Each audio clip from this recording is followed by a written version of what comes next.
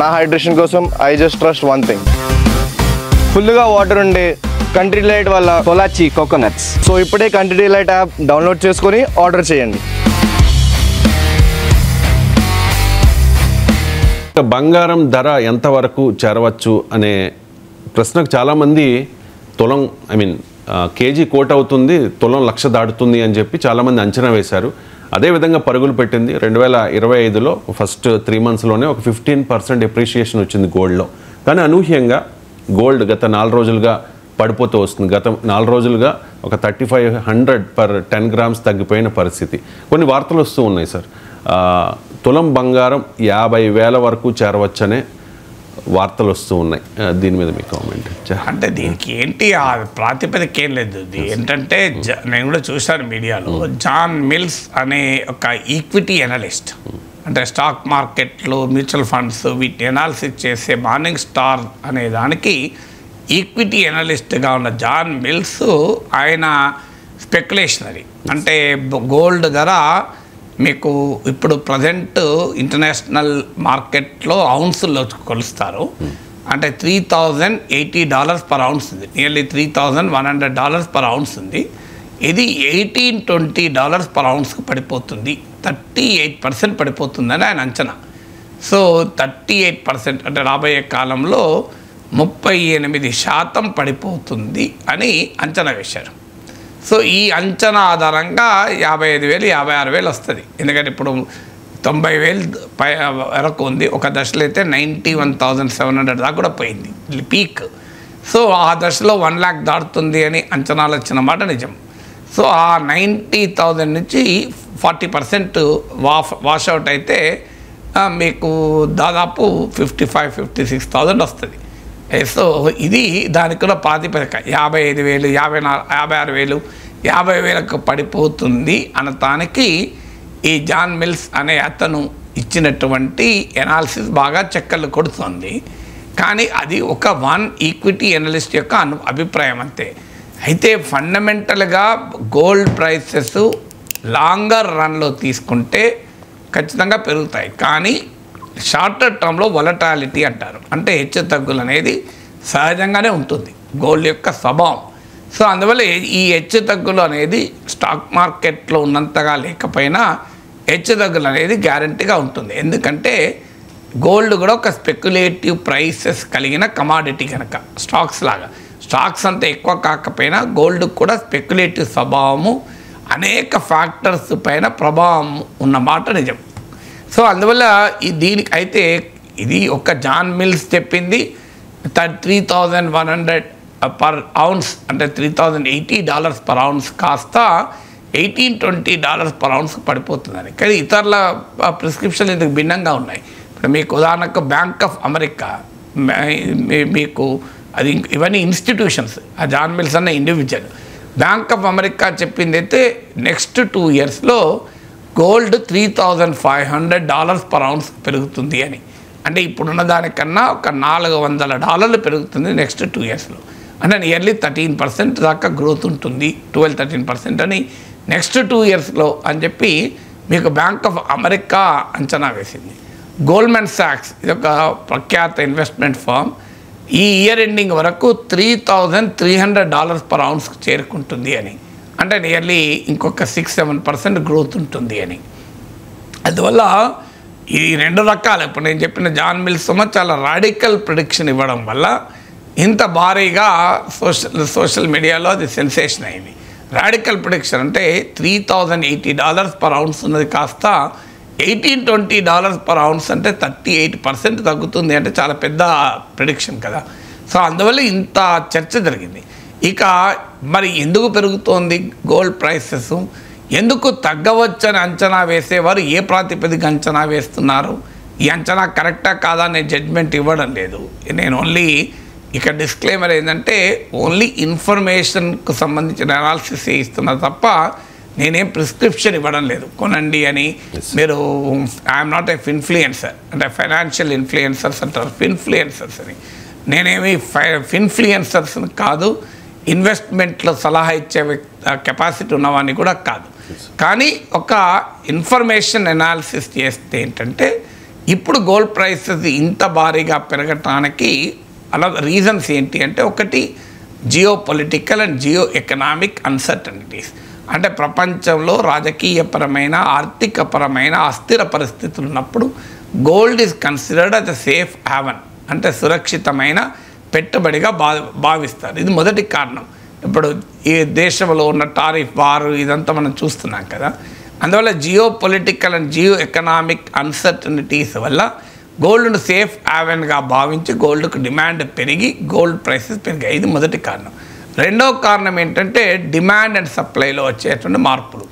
మీకు ముఖ్యంగా సెంట్రల్ బ్యాంకులు ఇటీవల కాలంలో తన గోల్డ్ పోర్ట్ఫోలియోను గణనీయంగా పెంచుకున్నాయి. అంటే గోల్డ్ పోర్ట్ఫోలియో అంటే సెంట్రల్ బ్యాంకులు తమ రిజర్వ్స్ ఉంటుకుంటాయి, ఫారిన్ ఎక్స్చేంజ్ రిజర్వ్స్. ఇందులో కరెన్సీల రూపంలోనే కాకుండా గోల్డ్ రూపంలో కూడా ఉంచుకుంటారు. ఎందుకంటే ఇటీవల కాలంలో ఈ ట్రంప్ టారిఫ్ వారే కావచ్చు, ఇతరత్ర కారణాల రీత్యా కరెన్సీ ప్రైసెస్ అనేది భయంకరంగా మూమెంట్ ఉంది, వాలటాలిటీ ఉంది, హెచ్చు తగ్గులకు గురవుతుంది. మీరు గమనించండి, ఒక్కసారి డాలర్తో పోలిస్తే రూపాయి 88 పడిపోయింది. మళ్ళీ ఇప్పుడు ఇంప్రూవ్ అయ్యి 85కి వచ్చింది. ఈవెన్ ఈ 3 monthsలో డాలర్ ఇండెక్స్ పడిపోయింది. సో ఎవరు మనం ఊహించామా డాలర్ పెరుగుతుందని భావిస్తే అది పడిపోయింది. సో ఈ కరెన్సీ మూమెంట్స్లో టూ మచ్ ఆఫ్ వాలటాలిటీ ఉన్నప్పుడు ఏమవుతుంది అంటే gold is much more safer అని, ఇది మచ్ మోర్ లిక్విడ్ అని. తర్వాత డాలర్ను వెపన్గా ట్రంప్ అడ్మినిస్ట్రేషన్ చేసుకుంటుంది కనుక వెపనైజింగ్ డాలర్ అంటారు. ఉదాహరణకు మీకు రష్యా పైన ఆంక్షలు విధించాలనుకుంటే అమెరికా ఏం చేసింది, వెంటనే డాలర్ పేమెంట్ వ్యవస్థ నుంచి రష్యాను ఎక్స్పెల్ చేసింది, స్విఫ్ట్ అనే ఇంటర్నేషనల్ పేమెంట్ సెటిల్మెంట్ వ్యవస్థ నుంచి.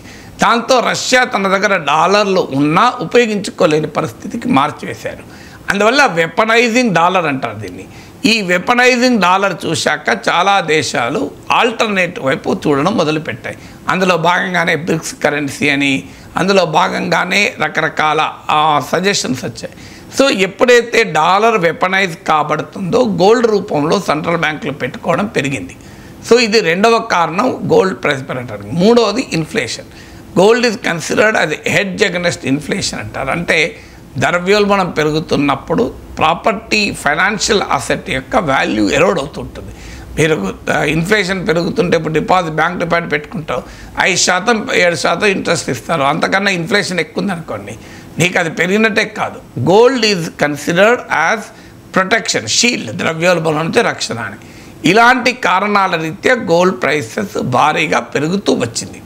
సో నాలుగో రీజన్ కూడా ఉంది, డాలర్కు గోల్డ్కు ఎప్పుడు కూడా ఇన్వర్స్ రిలేషన్షిప్ ఉంటుందని. కానీ ఇటీవల కాలంలో ఇది బ్రేక్ అయ్యి చాలా సందర్భాల్లో డాలర్ గోల్డ్ రెండూ పెరుగుతున్నాయి, రెండూ తగ్గుతున్నాయి. సో ఈ ఇన్వర్స్ రిలేషన్షిప్ వల్ల ఇప్పుడు డాలరు రేట్ పడిపోతుంది కనుక కూడా గోల్డ్ ప్రైసెస్ పెరిగింది. ఇలాంటి డిఫరెంట్ రీజన్స్ వల్ల గోల్డ్ ప్రైసెస్ పెరుగుతూ వచ్చింది. ఇప్పుడు నమ్మకం ఏంటి అంటే ఈ ప్రైసెస్ మారుతాయి అని. ఒకటి ఇన్ఫ్లేషన్ తగ్గుతుంది అని, ముఖ్యంగా ఆయిల్ ప్రైసెస్ గణనీయంగా పడిపోతున్నాయి. మీకు ఆయిల్ ప్రైసెస్ మీరు గమనిస్తే 2024 ఏప్రిల్లో $90 per barrel దాకా పోయింది ఆయిల్.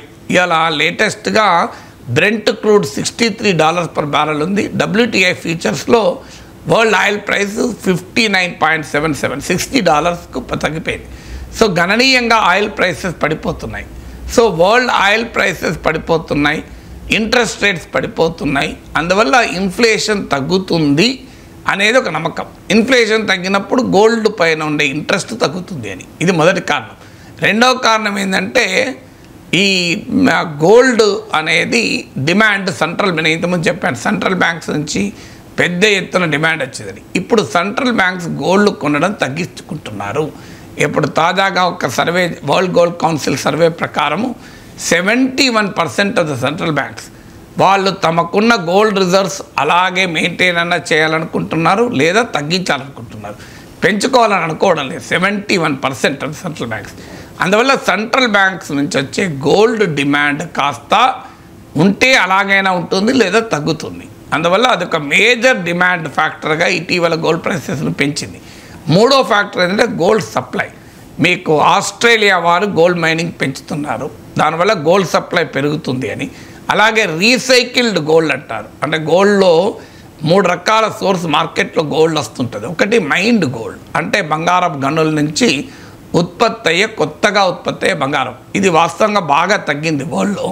రెండవది ఏంటి అంటే రీసైకిల్ గోల్డ్. ఆల్రెడీ తమ దగ్గర ఉన్న బంగారాన్ని నగల రూపంలో ఇతరత్ర ఉన్న బంగారాన్ని మళ్ళీ మార్కెట్లోకి అమ్మడం, దానివల్ల అది రీసైకిల్ గోల్డ్ అంటారు. మూడవది ఏంటంటే సెంట్రల్ బ్యాంక్స్లో ఉన్న గోల్డ్ రిజర్వ్స్. అంటే central banks, reserve bank of India లాంటి సెంట్రల్ బ్యాంక్ దగ్గర గోల్డ్ ఉంటే వాళ్ళు మార్కెట్లో అప్పుడప్పుడు అమ్మేస్తుంటారు, అప్పుడప్పుడు కొంటూ ఉంటారు అవసరాలను బట్టి, స్ట్రాటజీస్ని బట్టి. ఈ 3 రకాల్లో నేను చెప్పినట్లు గోల్డ్ రిజర్వ్స్ నుంచి డిమాండ్ ఆగిపోయింది. ఆస్ట్రేలియా వాళ్ళు మైనింగ్ చేయడం పెంచుతున్నారు, అలాగే రీసైకిల్ గోల్డ్ పెరుగుతోంది. అంటే సప్లై ఏమో పెరుగుతోంది, డిమాండ్ ఏమో తగ్గుతోంది. ఇది డిమాండ్ తగ్గడానికి మరో కారణం మీద కూడా రిసెషన్. అంటే ఆర్థిక పరిస్థితులు బాగా లేనప్పుడు బంగారం కొనే కెపాసిటీ ఎక్కడికి వెళ్ళి ఉంటుంది. ఒకవైపు జాబ్స్ పోతూ, ఆదాయాలు పోతూ, ఉద్యోగాలు అన్సర్టెన్ అవుతున్న సమయంలో గోల్డ్ కొనలేరు. అంటే వరల్డ్ ఎకనామిక్ అవుట్పుట్ తగ్గుతున్నప్పుడు ఆయిల్ డిమాండ్ ఎట్లా తగ్గుతుందో గోల్డ్ డిమాండ్ కూడా తగ్గుతుంది. సో ఎకానమీ బాగాలేనప్పుడు గోల్డ్ ఎవరు కొంటారు? సో ఈ ఫ్యాక్టర్స్ వల్ల గోల్డ్ ప్రైసెస్ తగ్గుతాయి అనేది, ఈ తగ్గుతాయని నమ్మేవారు చెప్పే కారణాలు. ఇవన్నీ ఖచ్చితంగా తగ్గడానికి నేనేమి రీజన్స్గా చెప్పడం లేదు. తగ్గుతాయని భావించేవారు ఈ కారణాల రీత్యా తగ్గుతాయని నమ్ముతున్నారు. ఇందులో ఏ ఫ్యాక్టర్ నిలబడుతుంది, ఏది నిజమనేది నోబడీ నోస్.